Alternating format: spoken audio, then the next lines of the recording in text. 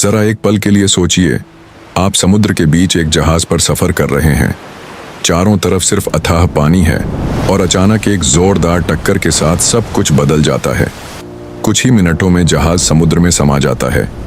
किसी तरह आप तैरकर अपनी जान बचाते हैं, लेकिन जब होश आता है तो आप खुद को एक ऐसे अनजान द्वीप पर पाते हैं जहां की हर चीज आपके लिए नई है। तभी आपकी नजर कुछ लोगों पर पड़ती है जो आपकी तरफ बढ़ रहे हैं और उनके हाथों में हथियार हैं। उस पल आपको लगता है कि शायद आपकी कहानी यहीं खत्म होने वाली है, लेकिन किस्मत ने आपके लिए कुछ और ही लिखा था। यही हुआ था साल 1904 में कार्ल एमिल पैटरसन के साथ, और इसके बाद जो हुआ उस पर यकीन करना आज भी आसान नहीं है। जिस जगह को कार्ल अपनी जिंदगी का सबसे बड़ा खतरा समझ रहा था, वही जगह आगे चलकर उसकी किस्मत बदलने वाली थी। समुद्र की उस दुर्घटना ने उसे उसकी पुरानी जिंदगी से पूरी तरह अलग कर दिया था।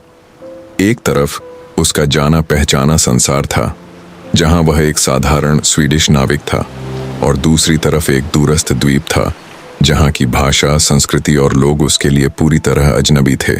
उस समय काल के पास न किसी से संपर्क करने का साधन था और न वापस लौटने का कोई आसान रास्ता। उसके सामने सिर्फ एक अनजान दुनिया थी और एक ऐसा भविष्य जिसके बारे में वह कुछ नहीं जानता था। लेकिन सबसे हैरान करने वाली बात यह थी कि जिन लोगों को देखकर किसी भी बाहरी इंसान के मन में डर पैदा हो सकता था, उन्होंने काल को अपना दुश्मन नहीं माना। धीरे धीरे स्थानीय लोगों ने उसे स्वीकार करना शुरू किया। उसे भोजन मिला, रहने के लिए जगह मिली, और सबसे जरूरी बात, उसे ऐसे लोगों का साथ मिला जिन्होंने उसे अकेला नहीं छोड़ा। कुछ समय पहले तक काल समुद्र में अपनी जिंदगी बचाने के लिए संघर्ष कर रहा था, लेकिन अब वह एक ऐसे समुदाय का हिस्सा बन रहा था जहां लोग उसे एक अजनबी की तरह नहीं, बल्कि अपने परिवार के सदस्य की तरह देखने लगे थे। समय के साथ काल ने उस द्वीप के जीवन को समझना शुरू किया।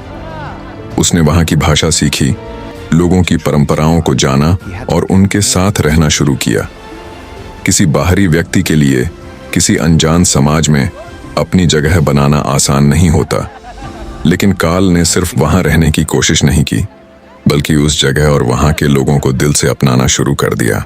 यही बात उसकी कहानी को बाकी सर्वाइवल कहानियों से अलग बनाती है, क्योंकि ज्यादातर लोग किसी दुर्घटना से बचने के बाद अपनी पुरानी जिंदगी में वापस लौटना चाहते हैं, लेकिन काल की जिंदगी ने ऐसा मोड़ लिया जिसकी उसने खुद भी कल्पना नहीं की थी।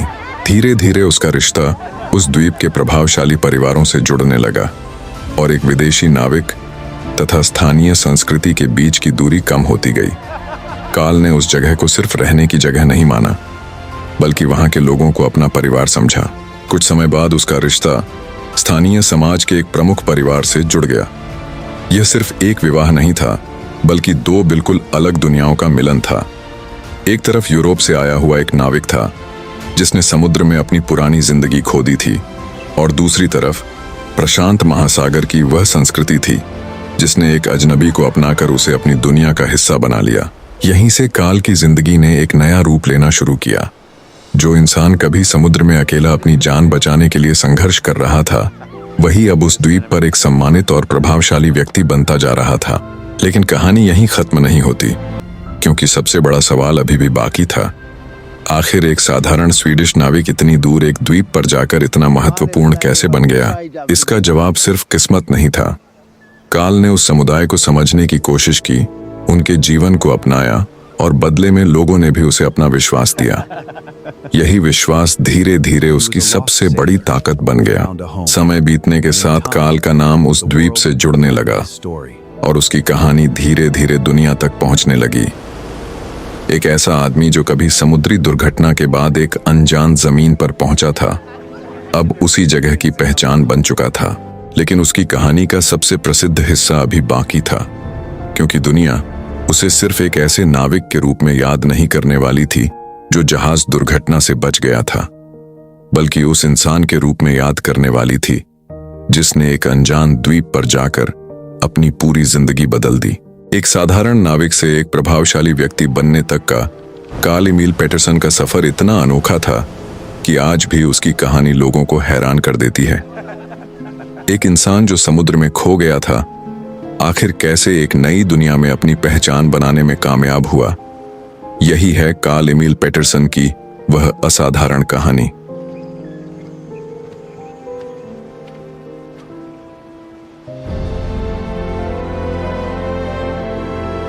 लेकिन कार्ल की असली कहानी अब शुरू होने वाली थी।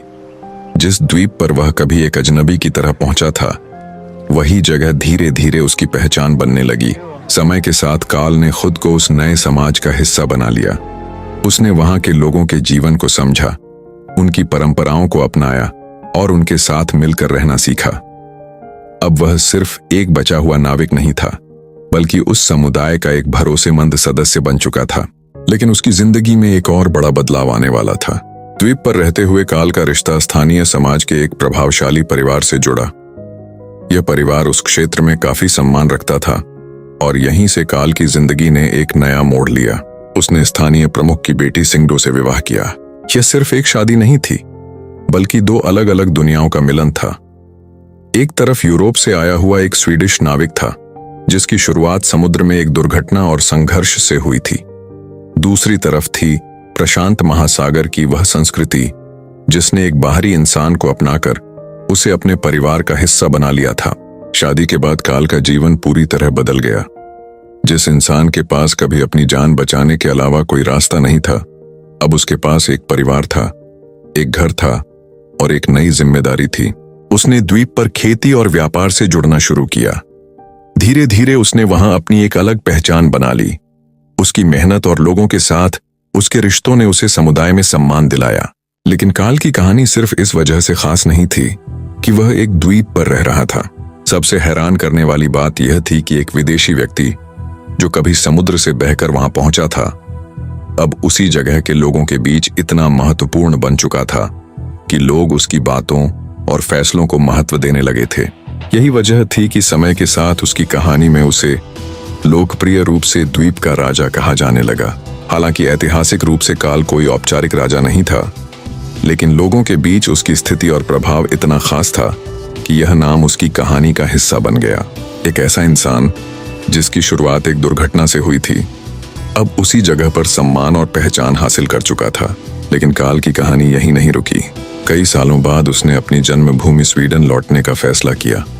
जब वह वापस पहुंचा तो उसकी कहानी लोगों के लिए किसी रोमांचक उपन्यास से कम नहीं थी।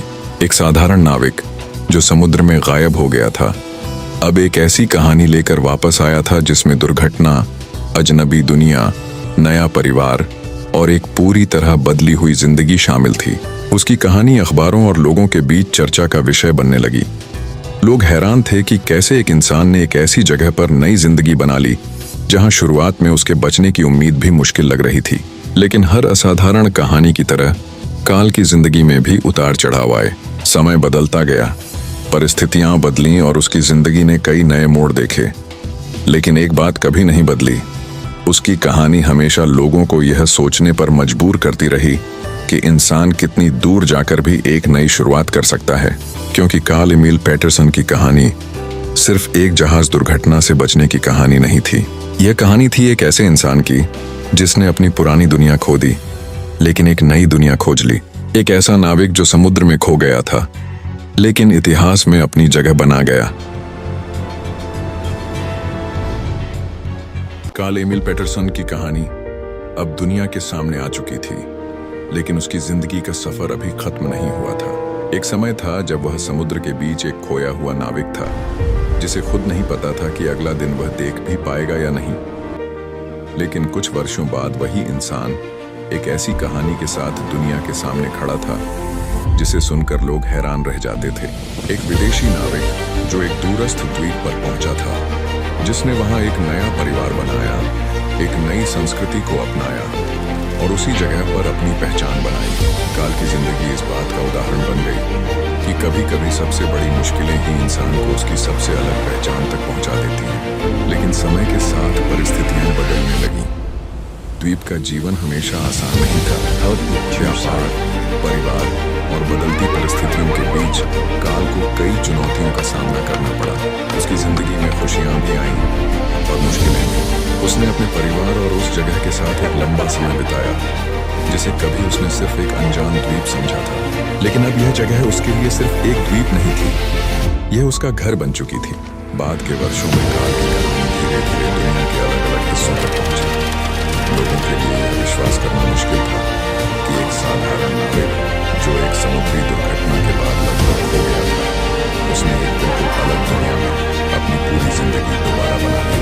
उसकी कहानी में रोमांच था, संघर्ष था और सबसे बढ़कर इंसान के बदलने की क्षमता थी, क्योंकि काल ने सिर्फ एक दुर्घटना से बचने की कोशिश नहीं की थी। उसने एक ऐसी जगह पर अपना जीवन बनाया जहां शुरुआत में उसका कोई परिचय नहीं था। आज भी जब कार्ल एमिल पेटरसन का नाम लिया जाता है तो लोग उसे सिर्फ उस नाविक के रूप में याद नहीं करते जो समुद्र से बच गया था। उसे उस इंसान के रूप में याद किया जाता है जिसने एक अनजान दुनिया को अपना घर बनाया और दिखाया कि इंसान परिस्थितियों के हिसाब से खुद को बदल सकता है। लेकिन इस कहानी का सबसे दिलचस्प हिस्सा शायद यही है कि अगर उस दिन समुद्र में वह दुर्घटना नहीं होती तो शायद कार्ल एमिल पेटरसन का नाम इतिहास में कभी दर्ज ही नहीं होता। एक हादसा जिसने उसकी पुरानी जिंदगी छीन ली, वही हादसा उसकी सबसे बड़ी पहचान बन गया।